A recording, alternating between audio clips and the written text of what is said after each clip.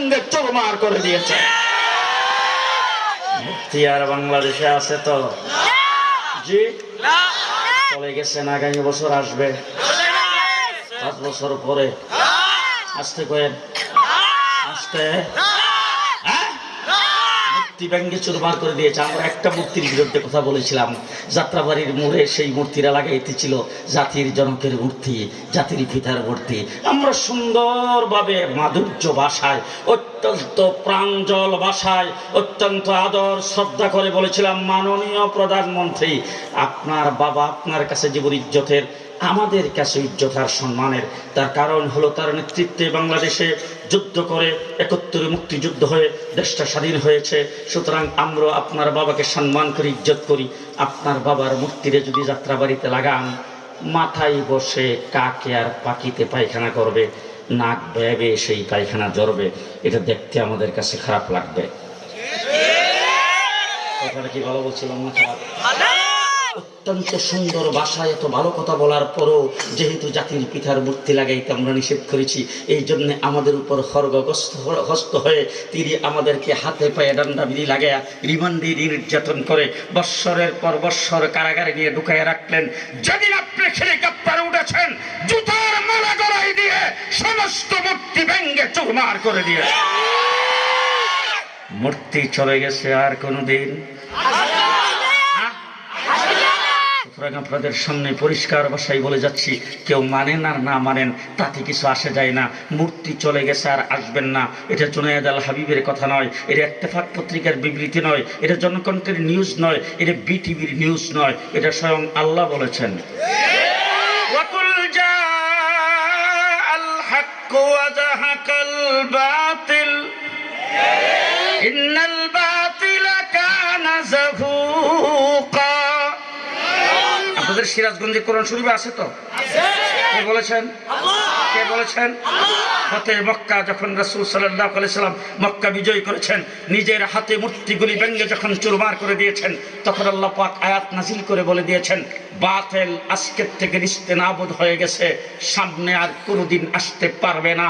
বাংলাদেশে মূর্তির সংস্কৃতি উৎখাত হয়েছে, বাংলার মাটিতে কোনোদিন আসতে পারবে না।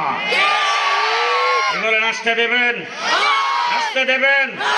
কয়েকদিন পরে পরে পুটপুট করে কোথার থেকে পালাবো না। আওয়ামী লীগ পালায় না। এখন গেলা কোথায়? কোথায় গেলা? বাংলাদেশের টুপি দাড়িওয়ালা পাগড়িওয়ালা দেখলেই তোমাদের কাছে রাজাকার মনে হতো। রিমান্ডে ১.৫ মাস পর্যন্ত আমাকে বারবার প্রত্যেক দিন গালি দিয়েছেন, তুই রাজাকার, তুই রাজাকার, তুই রাজাকার। এদেশের আলেম ওলামায়ে কেরামের নাম ধরে বলছে তারা সবাই রাজাকার ছিল। পরিষ্কার ভাষায় বলতে চাই, ৫৪ বছর হয়েছে বাংলাদেশ স্বাধীন হয়েছে, এর ভিতরে বাংলাদেশের কোন আলেম, কোন মৌলবী পাকিস্তানের পক্ষে একটা শব্দ উচ্চারণ করে না, একটা স্লোগান দেয় নাই। কিন্তু তোমরা বক্তৃতায় দাঁড়ায় বলছো স্বামী স্ত্রীর সম্পর্ক। ভারতের উন্নতি আমাদের উন্নতি। জি, ভারত যে বলে আসছি ক্ষমতায় আমাদেরকে রাখার জন্য। কি বলেন আপনারা? আজকে যখন তোমরা এদেশ থেকে পালিয়ে গেছো, গোটা পৃথিবীর কোন রাষ্ট্র তোমাদেরকে জায়গা দিতে রাজি নয়। গোটা পৃথিবীর রাষ্ট্র কোথাও তোমাদেরকে নামতে দিতে রাজি নয়। কোন জায়গায় যাইতে পারো নাই। ভারত যে আশ্রয় গ্রহণ করেছ, আজকে প্রমাণিত হয়েছে এদেশের আলেমরা রাজাকার নয়, তোমরা সবাই ইন্ডিয়ান রাজাকার, ইন্ডিয়ান রাজাকার, ইন্ডিয়ান রাজাকার।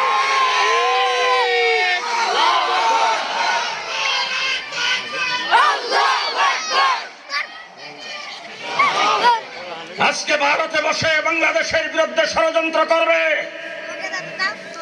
পরিষ্কার ভাষায় বলে দিচ্ছে আমরা মুসলমান। আস্তে কয়েন, আস্তে, আমরা মুসলমান। তোমরা ২৬ গুণ বড় হতে পারো, তোমাদের লোক সংখ্যা ১৪০ কোটি হতে পারে, তোমরা অস্ত্র শস্ত্র বেশি হতে পারে, সৈন্য বেশি হতে পারে, কিন্তু আমরা মুসলমান।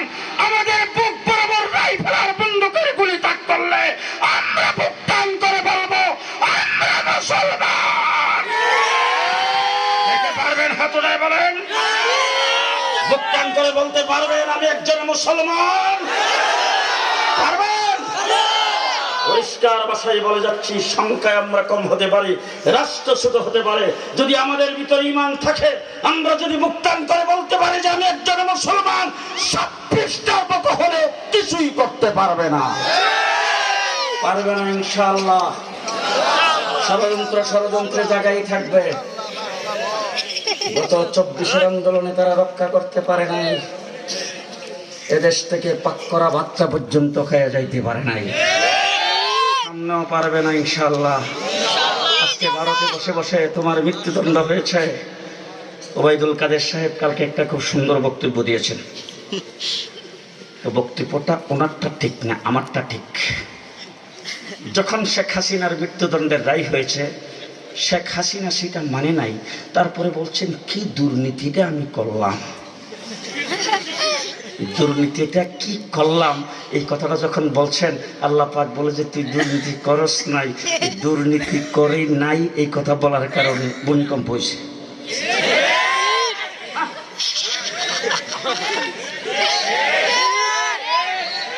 সামনে বাড়াবাড়ি করবা, কি হবে তার ঠিক নাই। পরিষ্কার ভাষায় বলে দিচ্ছি, ভারতে বসে বসে ষড়যন্ত্র করবা, ষড়যন্ত্রের দিন শেষ।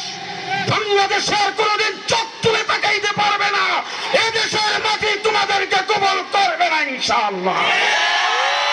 আপনারা কি আসতে দেবেন? আর কোনদিন আসতে পারে, ইলেকশনে দ্বন্দ্ব থাকতে পারে, কিন্তু পেশিবাদের ব্যাপারে আমরা সবাই ঠিক না ঠিক। আমার বাংলাদেশের রাজনৈতিক দল ভিন্ন ভিন্ন হতে পারে, মার্কা ভিন্ন ভিন্ন হতে পারে, ইলেকশন ভিন্ন ভিন্ন হতে পারে, কিন্তু পেশিবাদ বাংলাদেশে যখন আসতে যাবে, আমরা সবাই ঐক্যবদ্ধভাবে তাদেরকে প্রতিহত করব। কিনা বলেন? মুসলিম জাতির পিতা হযরত ইব্রাহিম আলাইহিস সালাম ঘর বানাইছেন। ইব্রাহিম আলাইহিস সালাম খলিলুল্লাহ, ইসমাইল জবিহুল্লাহ, দুইজনে মিলে ঘর বানাইছে, ঘরের নাম বাইতুল্লাহ। এবার হযরত ইব্রাহিম আলাইহিস সালামকে আল্লাহ পাক ডাক দিয়ে, ইব্রাহিম মাং তু কিয়া মাংনা হ্যায়, চাও তুমি আমার কাছে কি চাইবা, যা চাও তাই দিব। ইব্রাহিম আলাইহিস সালাম আল্লাহকে ডাক দিয়ে বলেন, আল্লাহ ঘর বানাইছি তাম পৃথিবীর মার্কাজ, ঘর বানাইছি তাম পৃথিবীর মাদ্রাসা, ঘর বানাইছি তাম পৃথিবীর শিক্ষা কেন্দ্র, এটার জন্য তো একজন শিক্ষক চাই। কাকে চাই? আল্লাহ পাক ডাক দিয়ে বলে, ইব্রাহিম দরখাস্ত মঞ্জুর। ইব্রাহিম খলিলুল্লাহ, ইসমাইল জবিহুল্লাহ দুইজনে মিলে আল্লাহর হুকুমে ঘর বানাইছে, ঘরের নাম বাইতুল্লাহ, প্রিন্সিপালের নাম হাবিবুল্লাহ। এবার হযরত ইব্রাহিম আলাইহিস সালাতু ওয়াস সালাম আল্লাহ পাককে বলেন, আল্লাহ শিক্ষক পাইলাম, প্রিন্সিপাল পাইলাম, মাদ্রাসা পাইলাম, এখন তো এই মাদ্রাসার জন্য সিলেবাসের দরকার। বলেন? গত কয়েকদিন আগে একজন বক্তার বক্তৃতা শুনলাম, যিনি বলছেন যে কওমি মাদ্রাসার সিলেবাসের দোষের কারণে যোগ্য ব্যক্তি তৈরি হয় না। তোমার 14 গোষ্ঠী মিলাই আমাদের এক মিজান সাহেব হবে না, তোমার 14 গোষ্ঠী জোড়া দিয়ে আমাদের একজন 70 সমতুল্য হবে না। বিশ্বাস না হলে আসো দেখি। পারে ইলেকশনে দ্বন্দ্ব থাকতে পারে, কিন্তু পেশিবাদের ব্যাপারে আমরা সবাই ঠিক না ঠিক। আমার বাংলাদেশের রাজনৈতিক দল ভিন্ন ভিন্ন হতে পারে, মার্কা ভিন্ন ভিন্ন হতে পারে, ইলেকশন ভিন্ন ভিন্ন হতে পারে, কিন্তু পেশিবাদ বাংলাদেশে যখন আসতে যাবে, আমরা সবাই ঐক্যবদ্ধভাবে তাদেরকে প্রতিহত করব। কিনা বলেন? মুসলিম জাতির পিতা হযরত ইব্রাহিম আলাইহিস সালাম ঘর বানাইছেন। ইব্রাহিম আলাইহিস সালাম খলিলুল্লাহ, ইসমাইল জবিহুল্লাহ দুইজনে মিলে ঘর বানাইছে, ঘরের নাম বাইতুল্লাহ। এবার হযরত ইব্রাহিম আলাইহিস সালামকে আল্লাহ পাক ডাক দিয়ে, ইব্রাহিম মাং তু কিয়া মাংনা হ্যায়, চাও তুমি আমার কাছে কি চাইবা, যা চাও তাই দিব। ইব্রাহিম আলাইহিস সালাম আল্লাহকে ডাক দিয়ে বলেন, আল্লাহ ঘর বানাইছি তাম পৃথিবীর মার্কাজ, ঘর বানাইছি তামাম পৃথিবীর মাদ্রাসা, ঘর বানাইছি তামাম পৃথিবীর শিক্ষা কেন্দ্র। এটার জন্য তো একজন শিক্ষক চাই। কাকে চাই? আল্লাহ পাক ডাক দিয়ে বলি, ইব্রাহিম দরখাস্ত মঞ্জুর। ইব্রাহিম খলিলুল্লাহ, ইসমাইল জবিহুল্লাহ দুইজনে মিলে আল্লাহর হুকুমে ঘর বানাইছে। ঘরের নাম বাইতুল্লাহ, প্রিন্সিপালের নাম হাবিবুল্লাহ। এবার হযরত ইব্রাহিম আলাইহিস সালাতু ওয়াস সালাম আল্লাহ পাককে বলেন, আল্লাহ শিক্ষক পাইলাম, প্রিন্সিপাল পাইলাম, মাদ্রাসা পাইলাম, এখন তো এই মাদ্রাসার জন্য সিলেবাসের দরকার। কি বলেন? গত কয়েকদিন আগে একজন বক্তার বক্তৃতা শুনলাম, যিনি বলছেন যে কওমি মাদ্রাসার সিলেবাসের দোষের কারণে যোগ্য ব্যক্তি তৈরি হয় না। তোমার 14 গোষ্ঠী মিলাই আমাদের এক মিজান সাহেব হবে না। তোমার 14 গোষ্ঠী জোড়া দিয়ে আমাদের একজন সত্তর সমতুল্য হবে না। বিশ্বাস না হলে আসো দেখি